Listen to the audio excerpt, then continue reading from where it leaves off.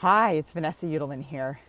So earlier this week, I read an article that quite upset me. The article was written by a manager who happened to be on vacation, and she took time to write this article during her vacation and reflect on what her life has been like as a leader since COVID hit.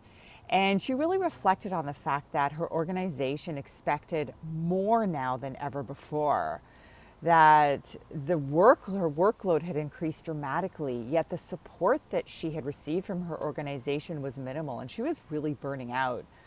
A couple things struck me about this article. One was the lack of support she's getting, and two was her level of pessimism about the future. The reason this was top of mind for me is I've just recently finished reading this book by Martin Seligman.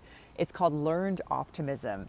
And while this book is very dense, you can check out the print. If you're anything like me, you'll need your reading glasses to read it. The print is really small, but it's absolutely packed with information. And what Seligman talks about in this book is how critical optimism is for our success. On page 97, he says, "My subsequent research shows repeatedly that optimists do better in school, win more elections, and succeed more at work than pessimists do. They even seem to lead longer and healthier lives." So this is not fluff. The research is out there that optimism is critical for our success, and this is really something that we should be investing in our leaders, because optimism can be developed. On page 101, he talks about the fact that success requires persistence. I thought this was really interesting. He defines persistence as the ability to not give up in the face of failure. And boy, do we ever need persistence these days.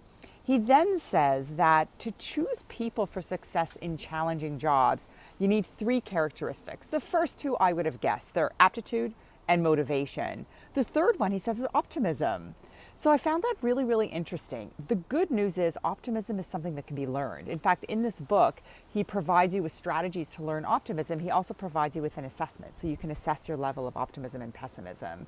So, my takeaway for today is twofold. Number one is that our leaders need optimism. They need to be optimistic. And number two, it's something that we should be teaching our leaders. We should be investing in them to develop that skill, because it's absolutely critical for their own personal success as well as the success of your organization or business.